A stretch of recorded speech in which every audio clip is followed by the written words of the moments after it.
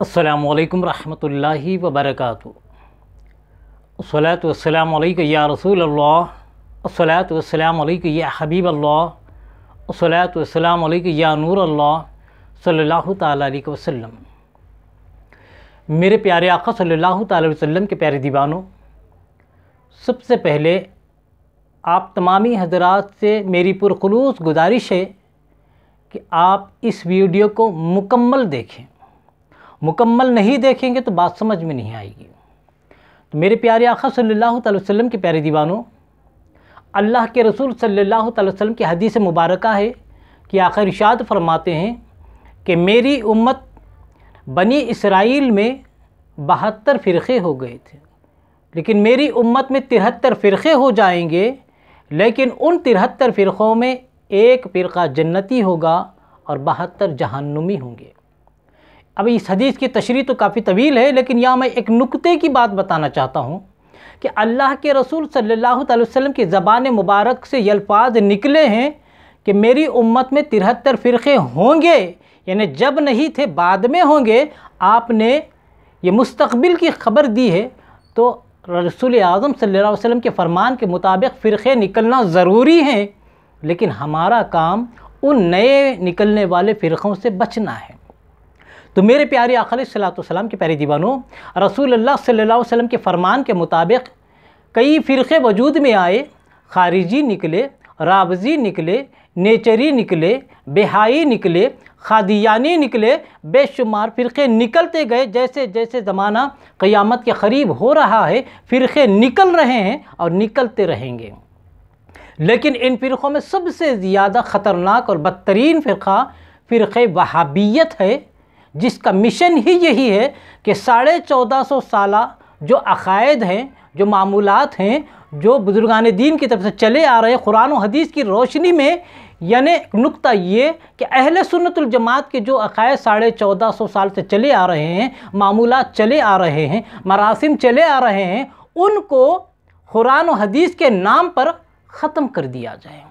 ये नाम निहाद अहले हदीस का ये मिशन है कि उनको कुरान हदीस के नाम पे ख़त्म कर दिया जाए।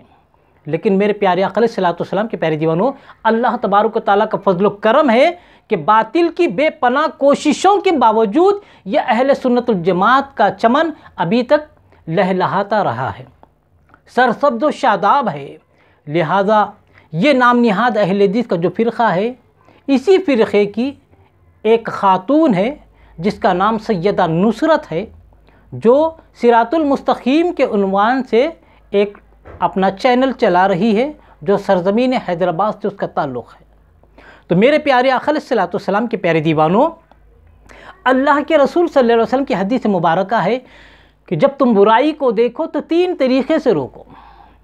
यानी अगर ताकत है तो हाथ से रोको, वरना ज़बान से उसके ख़िलाफ़ काम करो, या कम से कम ईमान का कम तरीन दर्जा यह है कि उसे दिल में बुरा जानो।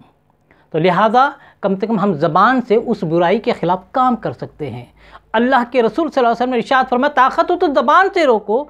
तो लिहाजा इसी तरीक़े को मैं इस्तेमाल कर रहा हूँ।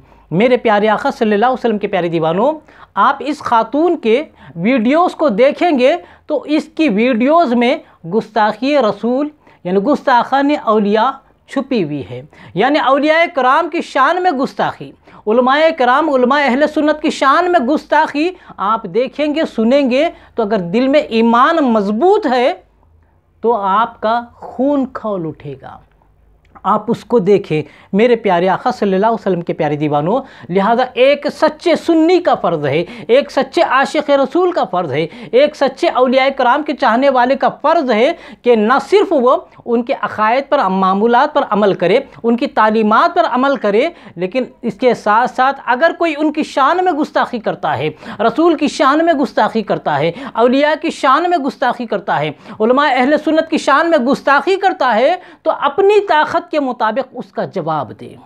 मेरे प्यारे आका अलैहिस्सलातु वस्सलाम के प्यारे दीवानों, लेकिन वक्त की सितमज़रीफ़ी ये है कि हम में से ही कुछ लोग ये कहते हैं कि भाई ये फ़िरक़ा परस्ती ना करो, ये फ़िरक़ा परस्ती नहीं है। भाई हम अपने माँ बाप की शान में कोई गुस्ताखी करें, माँ बाप का हमारे कोई दुश्मन हो तो हम क्या उसका जवाब नहीं देते, उससे लड़ने मरने को तैयार हो जाते हैं। लेकिन وہ رسول جس کا ہم کلمہ پڑھتے ہیں، وہ اولیاء کرام جن کی محنتوں سے کاوشوں سے اسلام آج گلی کوچے تک پھیل چکا ہے، ان کی شان میں اگر کوئی گستاخی کرے تو کیا ہمارا یہ فرض نہیں بنتا کہ ان گستاخوں کا اپنی طاقت کے مطابق جواب دیں؟ صرف رسول اعظم کی میلاد کرنے سے، غوث اعظم کی 11ویں کرنے سے، خواجہ غریب نواز کی 6ٹی کرنے سے، بندہ نواز رحمۃ اللہ علیہ کی چراغاں کرنے سے ان کی محبت مکمل نہیں ہوتی۔ ان کے عقائد و معمولات پر عمل کرنے کے ساتھ ساتھ اگر کوئی ان کی شان میں گستاخی کرتا ہے تو ان کے عاشقوں کا، ان کے چاہنے والوں کا یہ فرض بنتا ہے کہ ان گستاخوں کا اپنی طاقت کے مطابق جواب دیں۔ میرے پیارے آقا علیہ الصلوۃ والسلام کے پیارے دیوانوں، میں حملہ نہیں کر رہا ہوں، حملے کا دفاع کر رہا ہوں۔ آپ مجھے فتنہ پرور نہ کہیں، کیونکہ میں تو فتنے کا جواب دے رہا ہوں۔ لوگ کہتے ہیں کہ یہ فتنہ پروری کا جواب مت دو، یہ تو ایسے ہی ہے کہ جیسے چور کو برا نہ کہو، چوری کرنے والے کا اگر کوئی پتہ بتائے تو اسے برا کہو۔ بھئی سب سے پہلے تو چور کا قصور ہے کہ اس نے چوری کیوں کی، لیکن اگر کوئی چور کا پتہ بتاتا ہے تو لوگ بجائے چور کو برا کہنے کے چوری کا پتہ جس نے بتایا اسے برا کہتے ہیں۔ یہی مثال ہے، ہم حملہ نہیں کر رہے ہیں، حملہ جس نے کیا ہے اس کا ہم پتہ بتا رہے ہیں۔ اور یہ زمانے کا دستور ہے، اگر سر پہ حملہ ہو تو پیر کو نہیں بچایا جاتا، ہاتھ پر حملہ ہو تو آپ کسی اور عضو کو نہیں بچاتے، جس چیز پر حملہ ہوتا ہے اسی کو بچایا جاتا ہے۔ میرے پیارے آقا علیہ الصلوۃ والسلام کے پیارے دیوانوں، سوشل میڈیا پر علماء اہل سنت کی جھرمٹ ہے جو اپنے اپنے اعتبار سے کام کر رہی ہے، لیکن جب میں نے اس خاتون کے ویڈیوز کو دیکھا تو میری ایمانی غیرت نے گوارا نہیں کیا کہ میں خاموش ہو جاؤں۔ میں دین کا ایک ادنا خادم ہوں، لہٰذا اپنی طاقت کے مطابق، اپنے علم کے مطابق، ادب کے دائرے میں رہتے ہوئے اس خاتون کو جواب دینے کی کوشش کروں گا۔